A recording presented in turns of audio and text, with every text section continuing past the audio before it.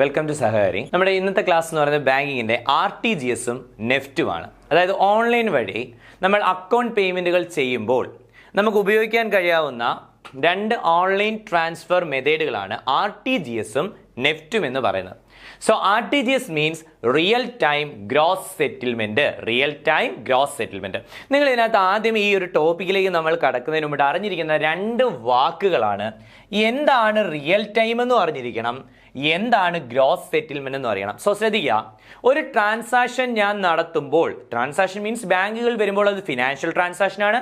ഒരാളുടെ അക്കൗണ്ടിൽ നിന്ന് മറ്റൊരാളുടെ അക്കൗണ്ടിലേക്ക് ഫണ്ട് ട്രാൻസ്ഫർ ചെയ്യുന്നതാണ്. സോ ഞാൻ ഇത്തരത്തിലൊരു ട്രാൻസാക്ഷൻ നടത്തുന്ന സമയത്ത് ആ ടൈമിൽ, ഓൺ ദാറ്റ് ടൈം ആ ഒരു പേയ്മെന്റ് പോകുന്നു എങ്കിൽ, അതായത് ഞാൻ അയക്കുന്ന സമയത്ത് തന്നെ ആ വേറൊരാളുടെ അക്കൗണ്ടിലേക്ക് ആ എമൗണ്ട് ചെല്ലുന്നുവെങ്കിൽ അതിനെ വിളിക്കുന്ന പേരാണ് റിയൽ ടൈം. അതിനെ വിളിക്കുന്ന പേരാണ് റിയൽ ടൈം. അതായത് താമസമില്ലാതെ തന്നെ ആ ടൈമിൽ തന്നെ പേയ്മെന്റുകൾ ചെല്ലുന്നുണ്ടെങ്കിൽ അതിനെ വിളിക്കുന്ന പേര് റിയൽ ടൈം എന്നും. Then what is gross settlement എന്താണെന്ന് ചോദിച്ചു കഴിഞ്ഞാൽ ആദ്യം സെറ്റിൽമെന്റ് എന്താണെന്ന് പഠിക്കേണ്ടി വരും. ശ്രദ്ധിക്കുക, സെറ്റിൽമെന്റ് എന്ന് വെച്ച് കഴിഞ്ഞാൽ ഇപ്പൊ രണ്ട് ബാങ്കുകൾ, ആ രണ്ട് ബാങ്കുകളിൽ നിന്ന് അങ്ങോട്ടും ഇങ്ങോട്ടും പേയ്മെന്റ് വരും. സോ അങ്ങോട്ട് പോകുന്ന പേയ്മെന്റുകളെയും ഇങ്ങോട്ട് പോകുന്ന പേയ്മെന്റുകളെയും ക്ലിയർ ചെയ്ത് കൊടുക്കേണ്ടടുത്ത് കൊടുക്കുന്നതിനെ വിളിക്കുന്ന പേരാണ് സെറ്റിൽമെന്റ്. തൽക്കാലം അത്രയൊന്നും ഓർത്തിരിക്കാം. സോ എന്താണ് സെറ്റിൽമെന്റ് എന്ന് പറയുമ്പോൾ, സെറ്റിൽമെന്റ് രണ്ട് തരത്തിലുണ്ട്. ഗ്രോസ് സെറ്റിൽമെന്റും ഉണ്ട്, ദെൻ നെറ്റ് സെറ്റിൽമെന്റും ഉണ്ട്. ഗ്രോസ് സെറ്റിൽമെന്റും ഉണ്ട്, നെറ്റ് സെറ്റിൽമെന്റും ഉണ്ട്. സോ എന്താണ് നെറ്റ് സെറ്റിൽമെന്റ്, ഗ്രോസ് സെറ്റിൽമെന്റ് എന്നുള്ളത് നമുക്കൊരു എക്സാമ്പിളോട് പറയാം. ഉദാഹരണത്തിന്, ഞാൻ നിങ്ങൾക്ക് ഒരു 100 രൂപ തരാനുണ്ട്, നിങ്ങൾ എനിക്കൊരു 80 രൂപ തരാനുണ്ട്. നിങ്ങൾക്ക് തരേണ്ട രൂപ ഞാൻ 100 രൂപ അങ്ങോട്ട് തരികയും നിങ്ങൾ എനിക്ക് തരേണ്ട 80 രൂപ നിങ്ങളുടെ നിന്ന് അപ്പോൾ തന്നെ വാങ്ങിച്ചാൽ അതിന് ടൈം വേണ്ട, അതിന് താമസമില്ലാതെ ഇമ്മീഡിയറ്റ് ആയിട്ട് നടക്കും. സോ അതിനെ വിളിക്കുന്ന പേരാണ് ഗ്രോസ് സെറ്റിൽമെന്റ്. അതിനെ വിളിക്കുന്ന പേരാണ് ഗ്രോസ് സെറ്റിൽമെന്റ്. അതായത് ഒരു ബാങ്കിൽ നിന്ന് മറ്റൊരു ബാങ്കിലേക്ക് പോകേണ്ട പേയ്മെന്റുകൾ മൊത്തത്തിൽ പോവുകയും ആ ബാങ്കിൽ നിന്ന് ഇങ്ങോട്ട് വരേണ്ട പേയ്മെന്റുകൾ മൊത്തത്തിൽ വരികയും ചെയ്യുന്നതിനെ വിളിക്കുന്ന പേരാണ് ഗ്രോസ് സെറ്റിൽമെന്റ്. സോ RTGS എന്താണെന്ന് നമുക്കറിയാം. ഗ്രോസ് സെറ്റിൽമെന്റ് ആണ്. അങ്ങോട്ട് പോകുന്നത് അങ്ങോട്ടും അടയ്ക്കണം, ഇങ്ങോട്ട് പോകുന്ന മുഴുവൻ എമൗണ്ട് ഇങ്ങോട്ടും എടുക്കുന്നുണ്ട്. അതിനകത്ത് ടൈം വേണ്ട, അത് ഇമ്മീഡിയറ്റ് നടക്കും. അതുകൊണ്ട് അത് എന്തുമാണ്, റിയൽ ടൈമുമാണ്. ഇനി എന്താണ് നെറ്റ് സെറ്റിൽമെന്റ് എന്ന് വെച്ചാൽ ഒരു സിമ്പിൾ നമ്മൾ ആദ്യം പറഞ്ഞ എക്സാമ്പിൾ എന്ന് പറയാം. അങ്ങോട്ട് ഞാൻ എത്ര തരാനുള്ള, 100 തരാനുണ്ട്, നിങ്ങൾ എനിക്ക് 80 രൂപ ഇങ്ങോട്ടും തരാനുണ്ട്. ഞാൻ എന്ത് ചെയ്യുന്നു, ഈ 100 രൂപയിൽ നിന്ന് 80 രൂപ കുറച്ചിട്ട് അതിന്റെ നെറ്റ് എഫക്റ്റ് 20 രൂപ മാത്രം ഞാൻ നിങ്ങൾക്ക് തന്നാൽ അതിനെ വിളിക്കുന്ന പേരാണ് നെറ്റ് സെറ്റിൽമെന്റ്. അതിനെ വിളിക്കുന്ന പേരാണ് എന്ത്, net settlement. So net settlement ചെയ്യാൻ താമസമെടുക്കും. കാരണം ഞാൻ 100 രൂപ നിങ്ങൾ 80 രൂപ എന്ന് പറയുമ്പോൾ ഓരോ എമൗണ്ടേ ഉള്ളെങ്കിലും ഒരു ബാങ്കിൽ നിന്ന് അങ്ങോട്ട് പോകുന്നത് ഇങ്ങോട്ട് വരുന്ന എമൗണ്ട് എന്ന് പറയുന്നത് ഒരുപാടുണ്ട്. സോ ആ ട്രാൻസാക്ഷനുകൾ എല്ലാം എടുത്ത് ക്ലിയർ ചെയ്യാൻ ടൈം വേണ്ടി വരും. പക്ഷേ റിയൽ ടൈമിൽ നമുക്ക് എന്ത് ചെയ്യാൻ കഴിയും, ഗ്രോസ് സെറ്റിൽമെന്റ് നടത്താൻ പറ്റും. അതായത് ഗ്രോസ് സെറ്റിൽമെന്റ് നടത്താൻ എന്ത് വേണ്ട, സമയത്തിന്റെ പ്രശ്നമില്ല. സോ ശ്രദ്ധിക്കുക, RTGS റിയൽ ടൈം നമുക്ക് മനസ്സിലായി, ഇമ്മീഡിയറ്റ് പേയ്മെന്റ് പോകും. ഗ്രോസ് സെറ്റിൽമെന്റ് നമുക്ക് മനസ്സിലായി, അങ്ങോട്ട് കൊടുക്കാനുള്ള എമൗണ്ട് അങ്ങോട്ടും മൊത്തമായിട്ട് കൊടുക്കും, ഇങ്ങോട്ട് കിട്ടാനുള്ള എമൗണ്ട് ഇങ്ങോട്ടും മൊത്തമായിട്ട് കിട്ടും. അതിൽ നിന്ന് കൂട്ടിയും കുറച്ചും ഡിഫറൻസ് എടുക്കില്ല. അതിനെ വിളിക്കുന്ന പേരാണ് ഗ്രോസ് സെറ്റിൽമെന്റ്. ദെൻ ഇനി നമുക്ക് RTGS-ലേക്ക് പോകാം. RTGS എന്താണെന്ന് ചോദിച്ചാൽ RTGS ഒന്ന് റിയൽ ടൈമും ആണ്, ഒന്ന് ഗ്രോസ് സെറ്റിൽമെന്റും ആണ്. ശ്രദ്ധിക്കുക, റിയൽ ടൈം എന്താണെന്ന് ചോദിച്ചു കഴിഞ്ഞാൽ real time means the processing instruction at the time they are received. എപ്പോൾ ഒരു പേയ്മെന്റ് ഇൻസ്ട്രക്ഷൻ കൊടുക്കുന്നോ ആ ടൈമിൽ തന്നെ ഇത് പോകുന്നുണ്ടെങ്കിൽ അതെന്താണ്, നമ്മുടെ RTGS-ലെ റിയൽ ടൈം ആണ്. ഗ്രോസ് സെറ്റിൽമെന്റ് ഞാൻ പറഞ്ഞു. Gross settlement means that the settlement of fund transfer instruction occur individually. ഞാൻ പറഞ്ഞു 100 രൂപ അങ്ങോട്ട് ഒരാൾ 100 രൂപയായിട്ട് അങ്ങനെ വരും, ഇങ്ങോട്ട് ഇട്ടാലും ഇങ്ങോട്ടും കിട്ടും. അല്ലാതെ ഗ്രൂപ്പായിട്ട് എടുത്തിട്ട് അങ്ങോട്ട് മൊത്തത്തിൽ എത്ര കിട്ടാനുണ്ട് ഇങ്ങോട്ട് മൊത്തത്തിൽ എത്ര തരാനുണ്ട് ഇത് ഇവിടെ നോക്കില്ല. എവിടെ, ഗ്രോസ് സെറ്റിൽമെന്റ്. സോ ഇത് രണ്ടുമാണ്, ഇത് രണ്ടും കൂടെ ഒരുമിച്ച് ചേരുന്ന ഫീച്ചറാണ് RTGS. അതായത് ഇത് റിയൽ ടൈം, ഫണ്ട് ട്രാൻസ്ഫർ ചെയ്യുന്ന റിയൽ ടൈം, സമയമെടുക്കില്ല. അതോടൊപ്പം തന്നെ ഇതെന്താണ്, ഗ്രോസ് സെറ്റിൽമെന്റുമാണ്. ഈ RTGS ഇന്ത്യയിൽ ആദ്യമായിട്ട് ഇൻട്രൊഡ്യൂസ് ചെയ്യുന്നത് RBI 2004 മാർച്ച് 26-ലാണ്. അന്ന് ഇതിന്റെ ലിമിറ്റ് വെച്ചിരുന്നത് 2 ലക്ഷം രൂപയാണ്. ഇന്നും അതേ ലിമിറ്റ് കണ്ടിന്യൂ ചെയ്തു പോകുന്നു. അതായത് RTGS-ന്റെ മിനിമം ലിമിറ്റ് എന്ന് പറയുന്നത് 2 ലക്ഷം രൂപ. എന്നാൽ RBI ഇതിന് അപ്പർ ലിമിറ്റ് വെച്ചിട്ടില്ല. പക്ഷേ നിങ്ങൾ ബാങ്കിങ്ങിന്റെ ആപ്പിലൂടെയൊക്കെ ഇത് ചെയ്യുകയാണെങ്കിൽ ബാങ്കുകൾ അവിടെ എന്ത് വെച്ചിട്ടുണ്ട്, നമുക്ക് റെസ്ട്രിക്ഷൻ വെച്ചിട്ടുണ്ട്. ഇത്ര എമൗണ്ടിൽ കൂടുതൽ പോകാൻ പറ്റത്തില്ല എന്നുള്ള റെസ്ട്രിക്ഷൻ വെച്ചിട്ടുണ്ട്. എന്നാൽ ശ്രദ്ധിക്കുക, RBIയുടെ ലിമിറ്റ് എന്ന് പറയുന്നത് നോ അപ്പർ ലിമിറ്റ് ആണ്. സോ ഇത് ഇൻട്രൊഡ്യൂസ് ചെയ്തത് മാർച്ച് 26, 2004 ഇതിന്റെ എമൗണ്ട് എന്ന് പറയുന്നത് 2 ലക്ഷമാണ്. അത് തന്നെ അതിന്റെ ഒരു നെഗറ്റീവ് ആണ് കേട്ടോ. കാരണം നമുക്ക് 2 ലക്ഷം രൂപയിൽ കുറവ് എമൗണ്ട് ഒരാൾക്ക് പെട്ടെന്ന് അയച്ചു കൊടുക്കണമെങ്കിൽ എന്തിൽ പറ്റില്ല? RTGS പറ്റില്ല. കാരണം RTGS ട്രാൻസാക്ഷൻ നടത്തണമെങ്കിൽ ഏറ്റവും ചുരുങ്ങിയത് എത്ര രൂപയെങ്കിലും വേണം? 2 ലക്ഷം രൂപയെങ്കിലും വേണം. എന്നാൽ RBI ശ്രദ്ധിക്കുക, RBI എന്ത് പറഞ്ഞിട്ടില്ല? അപ്പർ ലിമിറ്റ് പറഞ്ഞിട്ടില്ല. RBI എന്ത് പറഞ്ഞിട്ടില്ല? അപ്പർ ലിമിറ്റ് ഇതിന് പറഞ്ഞിട്ടുമില്ല. RTGS സെറ്റിൽമെന്റ് ചെയ്യുന്നത് RBI നേരിട്ട് തന്നെയാണ്. സെറ്റിൽ ചെയ്യുക എന്ന് പറഞ്ഞു കഴിഞ്ഞാൽ അങ്ങോട്ട് പോകേണ്ട എമൗണ്ട് അങ്ങോട്ടും എത്തിക്കണം, ഇങ്ങോട്ട് വരേണ്ട എമൗണ്ട് ഇങ്ങോട്ടും എത്തിക്കണം. അത് ഗ്രോസ് ആയാലും ശരി നെറ്റ് ആയാലും ശരി. ഇത് ചെയ്യുന്ന ആരാണ്? RBI ആണ്. സോ RTGS ക്ലിയർ ചെയ്യുന്ന ആരാണ്? സെറ്റിൽ ചെയ്യുന്ന ആരാണെന്ന് ചോദിച്ചാൽ RBI നേരിട്ട് തന്നെയാണ് എന്ത് ചെയ്യുന്നത്? ഇത് സെറ്റിൽ ചെയ്യുന്നത്, ഇത് ക്ലിയർ ചെയ്യുന്നത്. നമുക്കറിയാം ഇത് വന്ന സമയത്ത് 24/7 അവൈലബിലിറ്റി ഇല്ലായിരുന്നു. കാരണം അന്ന് ഓൺലൈൻ ബാങ്കിങ് ഒന്നും അത്ര ശക്തമല്ലായിരുന്നു. എന്നാൽ ഇന്ന് ഏത് സമയത്തും നമുക്ക് എന്ത് യൂസ് ചെയ്യാം? ഈ പറയുന്ന RTGS യൂസ് ചെയ്യാം. കാരണം RTGS വന്ന സമയത്ത് മൊബൈൽ ബാങ്കിങ് അത്ര കൃത്യമായിട്ട് ഇല്ലായിരുന്നുവെങ്കിലും 2016 ശേഷം ശക്തമായിട്ട് മൊബൈൽ ബാങ്കിങ് ആപ്പുകൾ വരികയും അതിനുശേഷം നമുക്ക് ഏത് പേയ്മെന്റും മൊബൈൽ ഫോണിലൂടെ തന്നെ ബാങ്കിങ്ങിന്റെ പേയ്മെന്റുകൾ ചെയ്യാൻ പറ്റും എന്നൊരു ഓപ്ഷൻ വരികയും ചെയ്തതോട് കൂടിയിട്ട് ഇതെന്തായി? 24/7 × 365 അവൈലബിലിറ്റി ആയി. അതായത് ഏത് സമയത്തും ഏത് ടൈമിലും നമുക്ക് എന്ത് ചെയ്യാൻ കഴിയും? ഈ പറയുന്ന RTGS ട്രാൻസാക്ഷൻ സെൻഡ് ചെയ്യാൻ കഴിയും. ശ്രദ്ധിക്കുക, RTGSന് ചാർജസ് ഉണ്ടായി. ട്രാൻസാക്ഷൻ നമ്മൾ ഇവിടുന്ന് അങ്ങോട്ട് അയക്കുമ്പോൾ അതിന് ചാർജസ് ഉണ്ടായിരുന്നു. അത് വാങ്ങിയിരുന്നത് RBI ആയിരുന്നു. അത് വാങ്ങിയിരുന്നതെന്ന് മാത്രമേ ഞാൻ പറയുന്നുള്ളൂ. കാരണം കറന്റ്ലി RBI ചാർജസുകൾ ഒഴിവാക്കിയിട്ടുണ്ട് കേട്ടോ. RBI ചാർജസുകൾ ഒഴിവാക്കിയിട്ട് നമുക്ക് അത് അങ്ങോട്ട് പോകുമ്പോൾ പഠിക്കാം. സോ ശ്രദ്ധിക്കുക, ഒന്ന് RTGS എന്താണെന്ന് പറയുക. RTGSന്റെ ഏറ്റവും വലിയ 2 പ്രത്യേകതകൾ, ഒന്നത് റിയൽ ടൈമാണ്, ഒന്നത് എന്തുവാണ്? Gross settlement. റിയൽ ടൈമുമാണ്, ഗ്രോസ് സെറ്റിൽമെന്റും ആണ്. ഇനി ഇതിന്റെ ഒരു ലിമിറ്റ് ഉണ്ട്. അത് തന്നെയാണ് അതിന്റെ ലിമിറ്റേഷൻസും. അതിന്റെ ലിമിറ്റ് എന്ന് പറയുന്നത് 2 ലക്ഷം രൂപയില്ലാതെ ട്രാൻസാക്ഷൻ ചെയ്യാൻ. പക്ഷേ RBI എന്ത് വെച്ചിട്ടില്ല? ഒരു അപ്പർ ലിമിറ്റ് വെച്ചിട്ടില്ല. ഇതിന് എന്ത് വെച്ചിട്ടില്ല? അപ്പർ ലിമിറ്റ് വെച്ചിട്ടില്ല. ഇത് 24/7 അവൈലബിലിറ്റി ആണ്. ഏത് സമയവും കിട്ടും. മാത്രമല്ല ഇവിടെ ചാർജസുകൾ ഈടാക്കുന്നുണ്ടെങ്കിൽ ആ ചാർജസ് ആരാണ് ഈടാക്കുന്നത്? RBI ആണ് ഈടാക്കുന്നത്. ഇനി ഇതിന്റെ ചാർജസ് എങ്ങനെയാണ് വരുന്നത് നോക്കാം. ഇതിന്റെ ചാർജസ് പലതരത്തിൽ വരും. എന്നാൽ ഞാൻ പറഞ്ഞു RBI ചാർജസ് ഈടാക്കുന്നില്ല എന്ന് പറഞ്ഞു. അത് വന്ന നോട്ടിഫിക്കേഷൻ വന്ന RBIയുടെ ആ ഒരു നോട്ടിഫിക്കേഷൻ വന്ന ഡേറ്റ് എന്ന് പറയുന്നത് ജൂലൈ 1, 2019 ആണ്. ആ നോട്ടിഫിക്കേഷൻ വന്ന ഡേറ്റ് ഓർത്തിരിക്കുക, July 1, 2019. So July 1, 2019 RBI waived ഒഴിവാക്കുക എന്നുള്ള മീനിങ് ആണ്. RBI waived processing charge levied for RTGS transaction. RBI ആണ് ട്രാൻസാക്ഷൻ നടത്തി കൊടുക്കുന്നത്, RBI ആണ് ക്ലിയർ ചെയ്യുന്നത്, RBI ആണ് സെറ്റിൽ ചെയ്യുന്നത്. ഇതിനെല്ലാം ചാർജസ് RBI മേടിച്ചിരുന്നു. പക്ഷേ ഈ ഡേറ്റ് മുതൽ, അതായത് ജൂലൈ 1, 2019 മുതൽ യാതൊരു വിധത്തിലുള്ള ചാർജസും ആര് കളക്ട് ചെയ്യുന്നില്ല? നമ്മുടെ RBI കളക്ട് ചെയ്യുന്നില്ല. ആര് കളക്ട് ചെയ്യുന്നില്ല? RBI കളക്ട് ചെയ്യുന്നില്ല. ദെൻ വേണമെങ്കിൽ bank may pass the benefit to its customer. ബാങ്കിന് വേണമെങ്കിൽ ഫ്രീ ആയിട്ട് തന്നെ അവരുടെ കസ്റ്റമറിന് കൊടുക്കാം. അതല്ലെങ്കിൽ അവർക്ക് വേണമെങ്കിൽ എന്ത് ഈടാക്കാം? ചാർജസ് ഈടാക്കാം. അത് ബാങ്കിന്റെ ഡിസ്ക്രിഷണറി പവർ ആണ്. And there is a board framework for charges have been mandated as under. ഇനി അവിടുത്തെ ഒരു ചാർജസ് ഈടാക്കുവാണെങ്കിലും, അതായത് വേണമെങ്കിൽ എന്ത് ചെയ്യാം നോക്കുക. ബാങ്ക് ഇവിടെ പറയുന്ന ശ്രദ്ധിക്കുക, bank may pass on the benefit to customer. കസ്റ്റമറിന്റെ ബെനിഫിറ്റിന് വേണ്ടിയിട്ട് ബാങ്കുകൾക്ക് അത് വേണമെങ്കിൽ കൊടുക്കാം. കാരണം ബാങ്കുകൾക്ക് നഷ്ടമൊന്നുമില്ല. കാരണം ചാർജസ് കളക്ട് ചെയ്തുകൊണ്ടിരുന്ന RBI പറയുന്നു ഞങ്ങൾക്ക് ചാർജസ് വേണ്ട. അതായത് RBI പറയുന്നു ജൂലൈ 1, 2019 ഡേറ്റ് ഓർത്തിരിക്കുക, ജൂലൈ 1, 2019 മാസ്റ്റർ ഡയറക്ഷനിലൂടെ RBI പറയുന്നു ഞങ്ങൾക്ക് എന്ത് വേണ്ട? ചാർജസ് വേണ്ട. ഇനി RTGSന് RBI ചാർജ് ഈടാക്കില്ല. അപ്പം ബാങ്കുകൾക്ക് വേണമെങ്കിൽ കസ്റ്റമറിന്റെ ബെനിഫിറ്റിന് വേണ്ടിയിട്ട് അത് കൊടുക്കാം, പ്രശ്നമൊന്നുമില്ല. എന്നാൽ ബാങ്കുകൾക്ക് വേണമെങ്കിൽ ചാർജസ് ഈടാക്കാം. പക്ഷെ അങ്ങനെ ചാർജസ് ഈടാക്കുമെന്ന് തോന്നിയ രീതിയിൽ ചാർജസ് ഈടാക്കാൻ സാധിക്കില്ല. അവിടെ ഈടാക്കുന്ന ചാർജസിനൊരു ലിമിറ്റ് വെച്ചിട്ടുണ്ട്. ആ ലിമിറ്റ് എന്താണെന്ന് ചോദിച്ചു കഴിഞ്ഞാൽ, ഒന്ന് ഇൻവേർഡ് ട്രാൻസാക്ഷൻ ആണെങ്കിൽ ശ്രദ്ധിക്കുക, ഞാൻ നിങ്ങൾക്ക് പൈസ അയച്ചാൽ എനിക്കത് പൈസ പോകുന്നതായത് ഔട്ട്വേർഡ് ട്രാൻസാക്ഷൻ ആണ്. നിങ്ങൾക്ക് അക്കൗണ്ടിൽ പൈസ വരുന്നുണ്ട്, അത് ഇൻവേർഡ് ട്രാൻസാക്ഷൻ ആണ്. സോ ഇൻവേർഡ് ട്രാൻസാക്ഷനുകൾക്ക് ഒരു തരത്തിലുള്ള ചാർജസും RBI ഈടാക്കാൻ പാടില്ല എന്ന് പറഞ്ഞിട്ടുണ്ട്. അതായത് ഞാൻ ഒരാൾക്ക് പൈസ അയച്ചു കൊടുക്കുമ്പം സെൻഡറുടെ കയ്യിൽ നിന്ന് വേണമെങ്കിൽ ചാർജ് മേടിക്കാം, റിസീവറുടെ കയ്യിൽ നിന്ന് എന്ത് വാങ്ങിക്കാൻ പാടില്ല? ചാർജസ് വാങ്ങുവാൻ പാടില്ല. സെൻഡറുടെ കയ്യിൽ നിന്ന് വാങ്ങിയാലും റിസീവറുടെ കയ്യിൽ നിന്ന് വാങ്ങത്തില്ല. അതിനെ നമ്മളൊരു ബാങ്കിന്റെ ടീമിലേക്ക് പറഞ്ഞാൽ ഔട്ട്വേർഡ് ട്രാൻസാക്ഷന് ചാർജസ് വാങ്ങാം, പക്ഷേ ഇൻവേർഡ് ട്രാൻസാക്ഷന് ചാർജസുകൾ ഈടാക്കാൻ സാധിക്കില്ല. ദെൻ ഔട്ട്വാർഡ് ട്രാൻസാക്ഷന് ചാർജസ് ഈടാക്കുമ്പോൾ മിനിമം നമുക്കറിയാം 2 ലക്ഷം എന്നറിയാം. 2 ലക്ഷം രൂപ മുതൽ 5 ലക്ഷം രൂപ വരെ നിങ്ങൾ RTGS അയച്ചാൽ 25 കൂടാൻ പാടില്ല. അപ് ടു 25 വരെ, അതായത് നോട്ട് എക്സീഡിങ് 25 ആണ് പറഞ്ഞേക്കുന്നത്. 25 രൂപ വരെ എക്സ്ക്ലൂഡിംഗ് ടാക്സ് GST ഇല്ലാതെ നിങ്ങൾക്ക് കളക്ട് ചെയ്യണം. അതായത് RTGSന്റെ ചാർജസുകൾക്ക് എന്ത് കളക്ട് ചെയ്യാൻ പാടില്ല? GST കളക്ട് ചെയ്യാൻ. ശ്രദ്ധിക്കുക, ടാക്സ് എന്ന് പറഞ്ഞാൽ സർവീസിന് കൊടുക്കുന്ന ടാക്സ്. ഇതൊരു സർവീസ് ആണ്. സർവീസിന് കൊടുക്കുന്ന ടാക്സ് ഏതാ? GST ആണ് കേട്ടോ. സർവീസിന് കൊടുക്കുന്ന ടാക്സ് ഏതാ?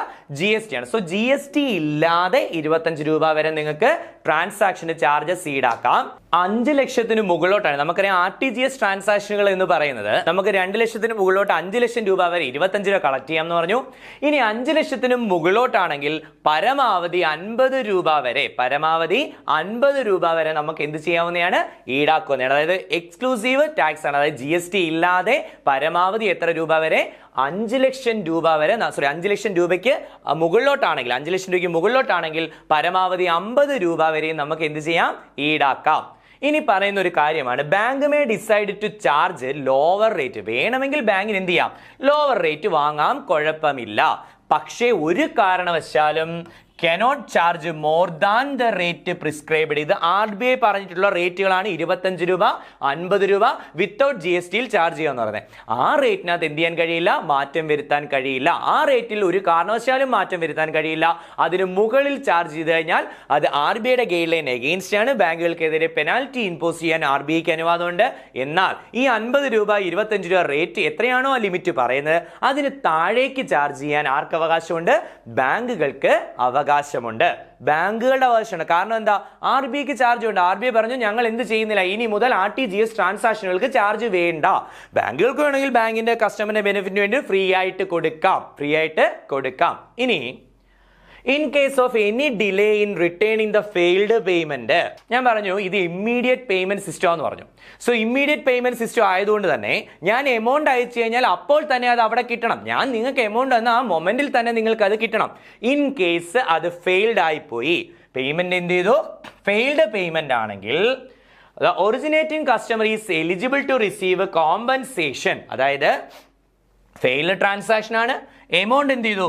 റിട്ടേൺ ചെയ്യുന്നതിൽ ഡിലേ വന്നു. അതായത് ഒരു ട്രാൻസാക്ഷൻ നടത്തി കഴിഞ്ഞാൽ ആ ട്രാൻസാക്ഷൻ നടത്തി ആ എമൗണ്ട് പോയില്ല എന്നുണ്ടെങ്കിൽ തൊട്ടടുത്ത, ശ്രദ്ധിക്കുക, RTGS തൊട്ടടുത്ത 30 മിനിറ്റിനുള്ളിൽ, നെക്സ്റ്റ് 30 മിനിറ്റിനുള്ളിൽ 30 മിനിറ്റിനുള്ളിൽ അത് റിട്ടേൺ ചെയ്തിരിക്കണം. റിട്ടേൺ ആവേണ്ട മാക്സിമം ടൈം നെക്സ്റ്റ് 30 മിനിറ്റാണ്. അതിനകത്ത് അത് റിട്ടേൺ ആയില്ല എങ്കിൽ, നെക്സ്റ്റ് 30 മിനിറ്റ്സിൽ അത് റിട്ടേൺ ആയില്ല എങ്കിൽ കസ്റ്റമറിന് അപ്പോഴത്തെ RBIയുടെ റിപ്പോ റേറ്റ് എത്രയാണോ അതും പ്ലസ് 2% കോമ്പൻസേഷൻ ലഭിക്കുന്നതാണ്. അതായത് റിപ്പോ റേറ്റ് 4% ആണെങ്കിൽ ആ 4% പ്ലസ് 2% 6% കോമ്പൻസേഷൻ ആർക്ക് കൊടുക്കണം?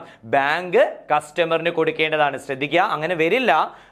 ഫെയിൽഡ് ട്രാൻസാക്ഷൻ ആവത്ത് പോലുള്ള ഫെയിൽഡ് ട്രാൻസാക്ഷൻ ആണെങ്കിൽ ഇമ്മീഡിയറ്റ് തന്നെ അത് റിട്ടേൺ വരും. RTGS ഓട്ടോമാറ്റിക്കലി റിട്ടേൺ വരുന്നതാണ്. ഇൻ കേസ് വന്നില്ല എങ്കിൽ മാത്രം എന്ത് ചെയ്യണം? കറന്റ് റിപ്പോ റേറ്റ് എത്രയാണോ അത് പ്ലസ് 2% ഇവർ എന്ത് കൊടുത്തിരിക്കണം? കോമ്പൻസേഷൻ കസ്റ്റമറിന് കൊടുത്തിരിക്കണം. കസ്റ്റമറിന് എന്ത് കൊടുത്തിരിക്കണം? കോമ്പൻസേഷൻ കൊടുത്തിരിക്കണം. ദെൻ ഇതിനെ ട്രാക്ക് ചെയ്യാൻ, RTGS ട്രാൻസാക്ഷനെ ട്രാക്ക് ചെയ്യാൻ വേണ്ടിയിട്ട് ഉപയോഗിക്കുന്നതാണ് UTR അഥവാ യുണിക് ട്രാൻസാക്ഷൻ റെഫറൻസ്. ശ്രദ്ധിക്കുക, UTR എന്ന് പറയുന്ന ഒരു 22 ക്യാരക്ടർ കോഡാണ്. UTR എന്ന് പറയുന്നത് എന്താണ്? ഒരു 22 ക്യാരക്ടർ കോഡാണ്. ശ്രദ്ധിക്കുക, യുണിക് ട്രാൻസാക്ഷൻ റെഫറൻസ് അല്ലെങ്കിൽ UTR number is a 22 character code used to uniquely identify a transaction in RTGS system. RTGSൽ ഒരു ട്രാൻസാക്ഷൻ അയച്ചു കഴിഞ്ഞാൽ, ഞാനൊരു ട്രാൻസാക്ഷൻ അയച്ചു കഴിഞ്ഞാൽ നമുക്കറിയാം, നമ്മൾ ചെല്ലാനൊക്കെ എടുത്താൽ അതിൻ്റെ ചെല്ലാൻ നമ്പർ കാണും.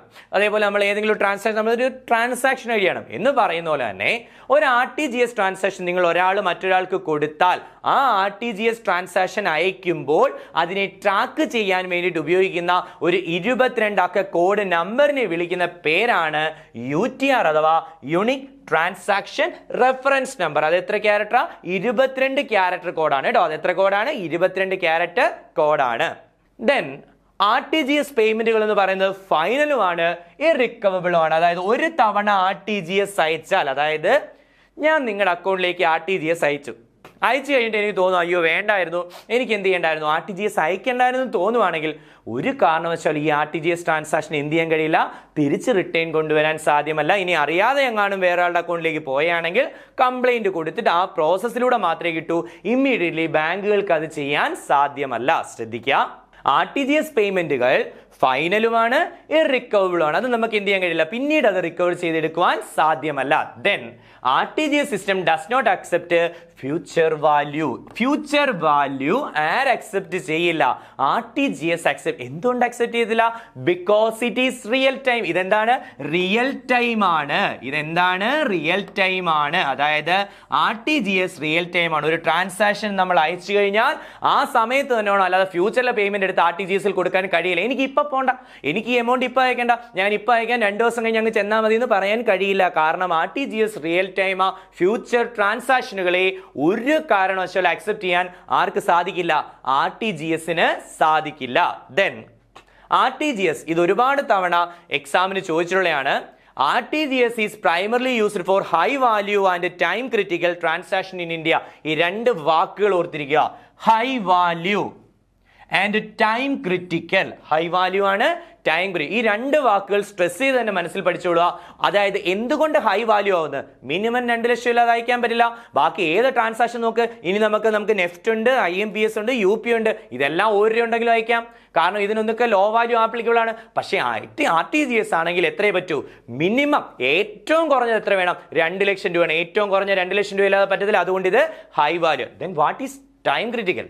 കാരണം ഇത് ഇമ്മീഡിയറ്റ് പേയ്മെന്റ് ആണ്, പെട്ടെന്ന് പൈസ പോകണം. ടൈം ക്രിറ്റിക്കൽ ആയിട്ട് പൈസ പോകും, നമുക്കറിയാം. ഇത് ഇമ്മീഡിയറ്റ് ആയിട്ട് പ്രോസസ് ചെയ്യുന്നത് നമ്മൾ പഠിച്ചിട്ടുണ്ട്. So high value time critical ട്രാൻസാക്ഷനുകൾക്ക് ഏറ്റവും അനുയോജ്യമാണ് ഏതെന്ന് പറയുന്നത്? RTGS എന്ന് പറയുന്നത്. അതിന് ഏറ്റവും അനുയോജ്യമാണ് ഏതെന്ന് പറയുന്നത്? RTGS എന്ന് പറയുന്നത്. നെക്സ്റ്റ് വൺ ആണ് നെഫ്റ്റ്. RTGS പോലെ തന്നെ ഒരു അക്കൗണ്ടിൽ നിന്ന് മറ്റൊരു അക്കൗണ്ടിലേക്ക് ഫണ്ട് ട്രാൻസ്ഫർ ചെയ്യാൻ വേണ്ടിയിട്ട് നമ്മൾ യൂസ് ചെയ്യുന്ന മറ്റൊരു അക്കൗണ്ട് വഴി പേയ്മെന്റ് ചെയ്യുന്ന ഒരു മെത്തേഡാണ് ഇത് നെഫ്റ്റ്, അല്ലെങ്കിൽ national electronic fund transfer. National electronic fund transfer അഥവാ നെഫ്റ്റ് പേയ്മെന്റ്. സോ ശ്രദ്ധിക്കുക, നെഫ്റ്റ് ഇൻട്രൊഡ്യൂസ് ചെയ്ത് November 2005 with working principle deferred net settlement. Very important, ഒരുപാട് തവണ എക്സാമിന് ചോദിച്ചിട്ടുണ്ട്. IBPS എക്സാമിനൊക്കെ റീസെന്റ് ചോദിച്ചിട്ടുള്ള ഒരു ക്വസ്റ്റ്യൻ ആണ്. എന്താണ് നെഫ്റ്റിന്റെ വർക്കിംഗ് പ്രിൻസിപ്പിൾ? എന്താണ് നെഫ്റ്റിന്റെ വർക്കിംഗ് പ്രിൻസിപ്പിൾ? ശ്രദ്ധിക്കുക, നെഫ്റ്റ് എന്ന് പറയുന്നത് നെറ്റ് സെറ്റിൽമെന്റ് ആണ്. നെഫ്റ്റ് എന്ന് പറയുന്നത് എന്താണ്?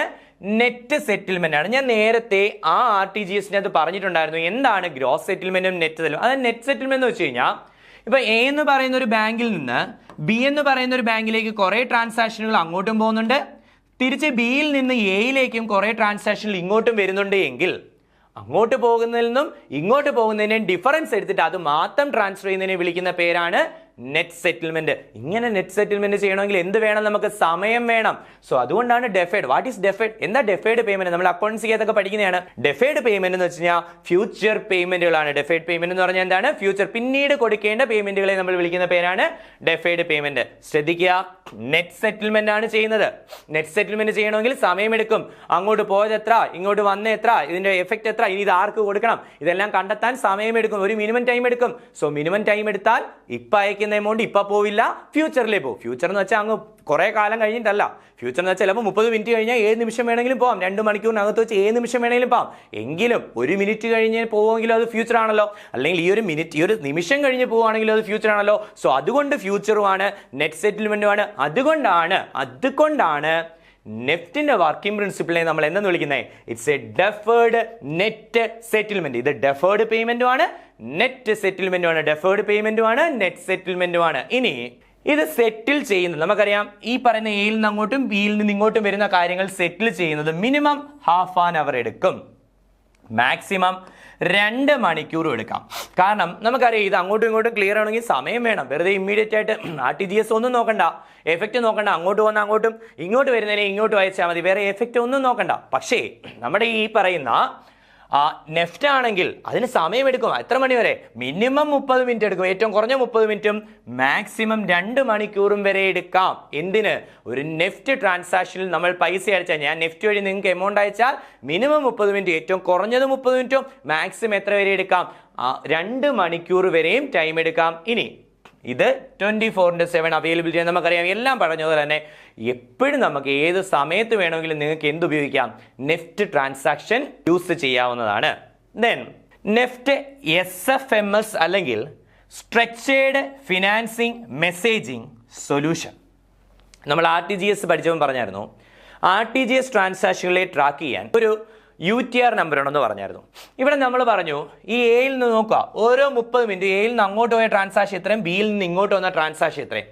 ആ ട്രാൻസാക്ഷനിൽ ഒരു കൂട്ടം ഉണ്ടല്ലോ, ഇത് 30 മിനിറ്റിലെ ട്രാൻസാക്ഷനാണ്, അടുത്ത 30 മിനിറ്റ് അടുത്ത ട്രാൻസാക്ഷൻ വരും. സോ ഈ 30 മിനിറ്റിലെ ട്രാൻസാക്ഷൻ്റെ ആ ഒരു ഗ്രൂപ്പിനെ ഐഡന്റിഫൈ ചെയ്യാൻ വേണ്ടി ആ 30 മിനിറ്റ് ട്രാൻസാക്ഷൻ്റെ ഒരു ഗ്രൂപ്പിന് നമ്മൾ എന്ത് കൊടുക്കും? ഒരു മെസ്സേജ് കൊടുക്കും, അല്ലെങ്കിൽ ഒരു പാർട്ട്, ഒരു വാല്യൂ കൊടുക്കും, അല്ലെങ്കിൽ ഒരു നമ്പർ ഇട്ട് കൊടുക്കും. അതിനെ വിളിക്കുന്ന പേരാണ് നെഫ്റ്റ് SFMS. SFMന്റെ ഫുൾ ഫോം പഠിച്ചിരിക്കുക, സ്ട്രക്ചേർഡ് ഫിനാൻസിങ് മെസ്സേജിങ് സൊല്യൂഷൻ. അതെന്താ?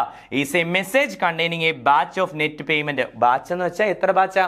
ഓരോ 30 മിനിറ്റിന്റെ ബാച്ചാണ്. ശ്രദ്ധിക്കുക, it settled in a batches of half. ഒരു 30ന്റെ സെറ്റിൽമെന്റ് ആയി എടുത്ത് വെച്ചേക്കുന്നത്, അടുത്ത 30 ആകുമ്പോൾ അടുത്ത വരും, അപ്പോഴത്തേക്ക് ഇത് പ്രോസസ് ചെയ്ത് തുടങ്ങും. സോ ശ്രദ്ധിക്കുക, ഇങ്ങനെ എടുക്കുന്ന ഒരു ബാച്ചിന്റെ മെസ്സേജിംഗ് പാർട്ടിനെ നമ്മൾ വിളിക്കുന്ന പേരാണ് നെഫ്റ്റിന്റെ SFMS. അതാണ് ആ പേയ്മെന്റ് ഇൻസ്ട്രക്ഷൻ. അതായത് ഈ പേയ്മെന്റ് ഈ ഒരു ബാച്ചിലെയാണെന്നുള്ളതിന്റെ പേയ്മെന്റ് ഇൻസ്ട്രക്ഷൻ വരുന്നത് എവിടെ? ആ നെഫ്റ്റിന്റെ SFMS-ലാണ്. ഇനി ഈ നെഫ്റ്റിനെ ക്ലിയർ ചെയ്യുന്നത് IDRBT ആണ്. ശ്രദ്ധിക്കുക, IDRBT എന്ന് പറയുന്നത് RBIക്ക് ടെക്നിക്കൽ അസിസ്റ്റൻസുകൾ, IT റിലേറ്റഡ് സർവീസ് ഒക്കെ കൊടുത്തുകൊണ്ടിരുന്ന ഒരു സ്ഥാപനമാണ് IDRBT. RBIയുടെ തന്നെ സബ്സിഡറി ആണ്, എന്നാൽ ഫുള്ളി ഓൺഡ് സബ്സിഡി ഒന്നുമല്ല. RBIയുടെ ഉടമസ്ഥയിലാണെങ്കിലും RBIയുടെ ഫുള്ളി ഓൺഡ് സബ്സിഡി ഒന്നും അല്ല IDRBT. ഈ IDRBT ആയിരുന്നു RBIക്ക് IT റിലേറ്റഡ് സർവീസ് കൊടുത്തുകൊണ്ടിരുന്നത്. എന്നാൽ ഇന്ന് IDRBT അല്ല, അതിന് പകരം പുതിയൊരു സ്ഥാപനം വന്നിട്ടുണ്ട്, റീബിറ്റ്. REBIT. അതിനകത്ത് ഈ സ്മോൾ ലെറ്റർ ആണ്, REIBT, റീബിറ്റ് അല്ലെങ്കിൽ റെബിറ്റ് ആണ് ഇന്ന് IDRBTക്ക് പകരം ഇത് ചെയ്യുന്നത്. അതൊരു എക്സ്ട്രാ പോയിന്റ് ആയിട്ട് വെച്ചോളൂ, ശ്രദ്ധിക്കുക. സോ IDRBT ആണ് ഇതിന്റെ ക്ലിയറിംഗ്. എന്ന് വെച്ചാൽ IDRBT ഇപ്പോഴും ഉണ്ട്. IDRBT ആണ് എന്ത് ചെയ്യുന്നത്? ഈ പറയുന്ന ക്ലിയറിംഗ് സിസ്റ്റം എല്ലാം, അതായത് നെഫ്റ്റിന്റെ ക്ലിയറിംഗ് സിസ്റ്റം. നമ്മൾ പറഞ്ഞു RTGSന്റെ ക്ലിയറിംഗ് സിസ്റ്റം നോക്കുന്നത് RBI ആണ്, എന്നാൽ നെഫ്റ്റിന്റെ ക്ലിയറിംഗ് സിസ്റ്റം നോക്കുന്ന IDRBT എന്ന് പറഞ്ഞാൽ ആരുടെ സബ്സിഡി അല്ല, RBIയുടെ സബ്സിഡറി. പക്ഷേ RBIയുടെ ഫുള്ളി ഓൺഡ് സബ്സിഡി, അങ്ങനെ പഠിക്കല്. RBIയുടെ സബ്സിഡറി ആണ്, പക്ഷെ എന്തല്ല, RBIയുടെ ഫുള്ളി ഓൺഡ് സബ്സിഡറി അല്ല. ദെൻ അടുത്ത പോയിന്റ് നോക്കിക്കോളാം. ഇവിടെ ഒരു മിനിമം ലിമിറ്റോ മാക്സിമം ലിമിറ്റോ പറയുന്നില്ല. പക്ഷെ ഞാൻ നേരത്തെ പറഞ്ഞാണ്, ബാങ്കിങ് പ്രാക്ടീസ് അനുസരിച്ച് മിനിമം 1 രൂപയെങ്കിലും ഇല്ലാതെ ട്രാൻസാക്ഷൻ പോവില്ല. ഈ പറയുന്നതിന് minimum limit RTGS minimum limit ഉണ്ട്, 2 ലക്ഷം രൂപയുണ്ട്. എന്നാൽ ഈ പറയുന്ന നെഫ്റ്റിന് മിനിമം ലിമിറ്റ് ഉണ്ടോ എന്ന് ചോദിച്ചാൽ ഇല്ല. പക്ഷേ ബാങ്കിങ് പ്രാക്ടീസ് അനുസരിച്ച് 1 രൂപ താഴ്ന്നു നമുക്ക് സെൻഡ് ചെയ്യാം. 50 പൈസ ഒരാൾക്ക് സെൻഡ് ചെയ്ത് കൊടുക്കാൻ നിങ്ങളെ കൊണ്ട് സാധിക്കില്ല. നിങ്ങൾക്ക് സെൻഡ് ചെയ്യണമെങ്കിൽ, ഏത് മാർഗം നിങ്ങൾ സെൻഡ് ചെയ്യണമെങ്കിലും മിനിമം ഏറ്റവും കുറഞ്ഞത് എന്ത് ചെയ്യണം? ഒരു രൂപയെങ്കിലും സെൻഡ് ചെയ്യണം. പക്ഷേ എന്ന് വെച്ചാൽ ലിമിറ്റ് 1 രൂപ എന്ന് പഠിക്കല്. നമുക്കിത് എങ്ങനെയാണ് ഈ പറയുന്ന RBIയുടെ ഗൈഡ് ലൈൻ എങ്ങനെയാണോ പറയുന്നത് അതുപോലെ പഠിക്കാവൂ. RBIയുടെ ഗൈഡ് ലൈൻ അനുസരിച്ച് there is no minimum limit or maximum limit. എന്നാൽ ബാങ്കുകൾ ചിലപ്പോൾ നെഫ്റ്റ് ട്രാൻസാക്ഷനിൽ ലിമിറ്റുകൾ വെച്ചേക്കാം. RBI എന്ത് പറയുന്നില്ല? ലിമിറ്റ് പറയുന്നില്ല. ആര് ലിമിറ്റ് പറയുന്നില്ല? RBI ലിമിറ്റ് പറയുന്നില്ല. ഇനി നേരത്തെ പറഞ്ഞ പോലെ തന്നെ ഇൻവേർഡ് ട്രാൻസാക്ഷനുകൾക്ക് എന്ത് ഈടാക്കില്ല? ചാർജസ് ഈടാക്കില്ല. എന്നാൽ ഔട്ട്വേർഡ് ട്രാൻസാക്ഷനുകൾക്ക് എന്ത് ചെയ്യാം? ചാർജസ് ഈടാക്കി. ഇൻവേർഡ് ട്രാൻസാക്ഷനുകൾ ചാർജ് ഇല്ലെങ്കിലും ഔട്ട്വേർഡ് ചാർജ് ഉണ്ട്. അതെന്ന് പറയുന്നത് ഇൻക്ലൂഡിങ് GST ആണ്. ശ്രദ്ധിക്കുക, പ്ലസ് ആപ്ലിക്കബിൾ. കാരണം ഇത് സർവീസിന് കൊടുക്കുന്ന ടാക്സ് ഏതാ? GST ആണ് സർവീസിന് കൊടുക്കേണ്ടത്, കേട്ടോ. അപ്പം ഇതിനകത്ത് നിങ്ങൾ ഒരു ട്രാൻസാക്ഷൻ 10,000 രൂപ വരെയാണ് നടത്തുന്നതെങ്കിൽ 2.5 രൂപയും പ്ലസ് GST നിങ്ങൾ ട്രാൻസാക്ഷന് കൊടുക്കാം, അതായത് ചാർജ് കൊടുക്കാം. ഔട്ട്വേർഡ് ട്രാൻസാക്ഷന് മാത്രമേ ഉള്ളൂ. നോക്കുക, ചാർജ് ലെവി ചെയ്യുന്നത് ഔട്ട്വേർഡ് ട്രാൻസാക്ഷൻ. ഇൻവേർഡ് ട്രാൻസാക്ഷൻ ഒരു വിധത്തിലുള്ള ചാർജും ഇല്ലാന്നേ. അതായത് ഇൻവേർഡ് ട്രാൻസാക്ഷൻ നേരത്തെ നമ്മൾ RTGSനകത്ത് പറഞ്ഞ, ഞാൻ അങ്ങോട്ട് പൈസ അയക്കുമ്പോൾ കിട്ടുന്ന നിങ്ങൾ പൈസ ഒന്നും കൊടുക്കണ്ട, കൊടുക്കുന്ന ഞാൻ അല്ലെങ്കിൽ അയക്കുന്ന ഞാനാണ് ആ പൈസ കൊടുക്കേണ്ടത്. സോ അങ്ങനെ കൊടുക്കുമ്പോൾ 10,000 രൂപ വരെ 2.5 കൂടാൻ പാടില്ല. ഇനി 10,000 രൂപയ്ക്ക് മുകളിലോട്ട് പോയി 1 ലക്ഷം രൂപ വരെയാണെങ്കിൽ 5 രൂപയും GST യും, 1 ലക്ഷം രൂപ മുതൽ 2 ലക്ഷം രൂപ വരെയാണെങ്കിൽ 15 രൂപ പ്ലസ് GST യും, ഈ പറയുന്ന 2 ലക്ഷത്തിന് മുകളിലേക്ക് പോവുകയാണെങ്കിൽ പരമാവധി 25 രൂപയും GST യും കളക്ട് ചെയ്യാം. സോ ശ്രദ്ധിക്കുക, ചാർജസ് ഇതൊക്കെയാണ്. അതായത് ഔട്ട്വേർഡ് ട്രാൻസാക്ഷന്റെ ചാർജസ് വരുന്ന സമയത്ത് 10,000 രൂപ വരെ 2.5 രൂപ പ്ലസ് GST, 10,000 രൂപ മുതൽ 1 ലക്ഷം രൂപ വരെ 5 രൂപ പ്ലസ് GST, 1 ലക്ഷത്തിന് മുകളിലോട്ട് 2 ലക്ഷം രൂപ വരെ 15 രൂപ പ്ലസ് GST, ആൻഡ് 2 ലക്ഷത്തിന് മുകളിലോട്ട് പോകുന്ന ഏതൊരു ട്രാൻസാക്ഷനും 25 രൂപയും GST യും നമുക്ക് എന്ത് ചെയ്യാം, കളക്ട് ചെയ്യാം. ഇനി ജനുവരി 1, 2020 ഒരു പുതിയ ഗൈഡ് ലൈൻ RBIയുടെ ഭാഗത്തു നിന്നുണ്ടായി. With effect from January 1, 2020 bank have been advised to not levy and charges. എന്ത് ചെയ്യരുത്? ചാർജസ് ലെവി ചെയ്യാൻ പാടില്ല. ലെവി ചെയ്യാൻ പാടില്ല? ചാർജസ് ലെവി ചെയ്യാൻ പാടില്ല. എന്തിനു വേണ്ടിയിട്ട്? ബാങ്ക് ശ്രദ്ധിക്കുക, അഡ്വൈസ്ഡ് എന്നാണ് പറഞ്ഞേക്കുന്നത്. അതൊരു ഗൈഡ് ലൈൻ ആയിട്ട് എടുക്കില്ല, അത് സ്ട്രിക്റ്റ് ആയിട്ട് പറയുന്നില്ല, അഡ്വൈസ് ചെയ്താണ്. Advised to not levy any charges from their savings bank account holder for NEFT fund transfer initiated online. ഞാൻ ഫെഡറൽ ബാങ്കിന്റെ ഒരു കസ്റ്റമറാണ്. ഞാൻ ഫെഡറൽ ബാങ്കിന്റെ ആപ്പിലൂടെ ഓൺലൈനായിട്ട് ഞാൻ എന്ത് ചെയ്യുന്നു, ഒരു നെഫ്റ്റ് ട്രാൻസാക്ഷൻ അയച്ചാൽ എന്നിൽ നിന്ന് എന്ത് ഈടാക്കല്? ചാർജസ് ഈടാക്കല്. എന്നാൽ കസ്റ്റമർ അല്ലാത്ത ഒരാള് അല്ലെങ്കിൽ ഓൺലൈൻ അല്ലാത്ത ഒരു ട്രാൻസാക്ഷനിലൂടെ നെഫ്റ്റ് അയക്കുവാണെങ്കിൽ വേണമെങ്കിൽ മുൻപേ പറഞ്ഞ ചാർജുകൾ ഈടാക്കാം. ഇനി ഒരു നെഫ്റ്റ് ട്രാൻസാക്ഷൻ ഫെയിൽഡ് ആയി, അല്ലെങ്കിൽ ടൈം ഔട്ട് ആയി, അല്ലെങ്കിൽ ഡിക്ലൈൻഡ് ആയി, എന്ത് കാരണം കൊണ്ടോ ഇത് കാരണം കൊണ്ട്, അതായത് ടൈം ഔട്ട് ആയി അല്ലെങ്കിൽ ഡിക്ലൈൻഡ് ആയി, ശ്രദ്ധിക്കുക, ഇത് ടെക്നിക്കൽ റീസൺ ആണെങ്കിൽ ബാങ്കിന് ലയബിലിറ്റി ഇല്ല. ടെക്നിക്കൽ റീസൺ ആണെങ്കിൽ ശ്രദ്ധിക്കുക, ഇത് ഇമ്പോർട്ടൻ്റ് ആണ്. ഇതിന് കോമ്പൻസേഷൻ ഉണ്ട്.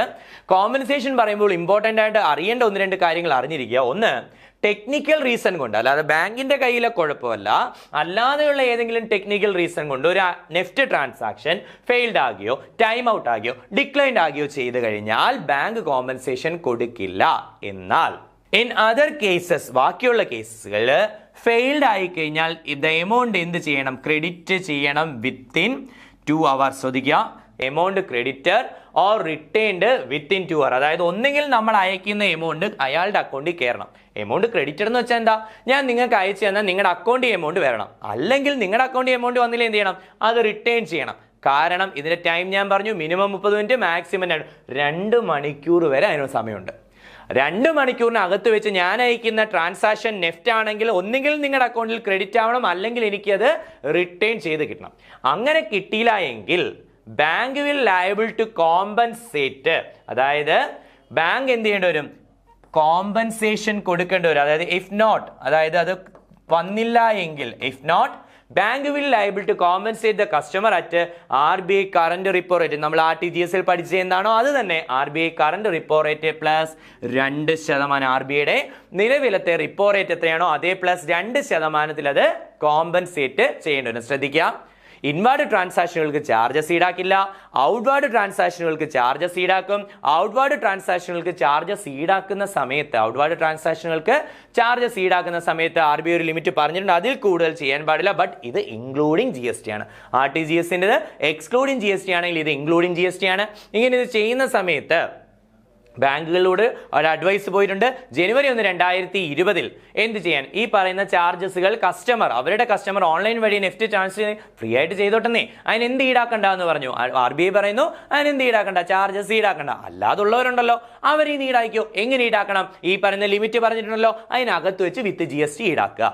ഇനി ബാങ്കിൻ്റെതല്ലാത്ത റീസൺ കൊണ്ടുള്ള ടെക്നിക്കൽ റീസൺ കൊണ്ട് ട്രാൻസാക്ഷൻ ഫെയിൽഡ് ആയി പോയിഞ്ഞാൽ ഫണ്ട് റിട്ടേൺ ആവാൻ ലേറ്റ് ആയാലും, അതായത് ഈ പറയുന്ന എമൗണ്ട് ഫെയിൽഡ് ആയിപ്പോയി, അതായത് ബാങ്കിൻ്റെതല്ലാത്ത റീസൺ കൊണ്ട് നെഫ്റ്റ് ട്രാൻസാക്ഷൻ ഫെയിൽഡ് ആയാൽ ബാങ്ക് ലയബിൾ അല്ല. എന്നാൽ ഒരു എമൗണ്ട് ഫെയിൽഡ് ആയി കഴിഞ്ഞാൽ 2 മണിക്കൂറിനകത്ത് വെച്ച് റിട്ടേൺ ആയില്ലെങ്കിൽ, അല്ലെങ്കിൽ ഫെയിൽഡ് ആവാതെ അയാളുടെ അക്കൗണ്ടിൽ ക്രെഡിറ്റ് ആയില്ല എങ്കിൽ അവിടെ ബാങ്ക് കോമ്പൻസേഷൻ കൊടുത്തേ പറ്റൂ. RBIയുടെ നിലവിലെ റിപ്പോ റേറ്റ് എത്രയാണോ അതേ പ്ലസ് 2%, അതായത് റിപ്പോ റേറ്റ് 4 ആണെങ്കിൽ നേരത്തെ പറഞ്ഞില്ലേ മൊത്തത്തിൽ 4% പ്ലസ് 2% നമ്മൾ എന്ത് കൊടുക്കണം?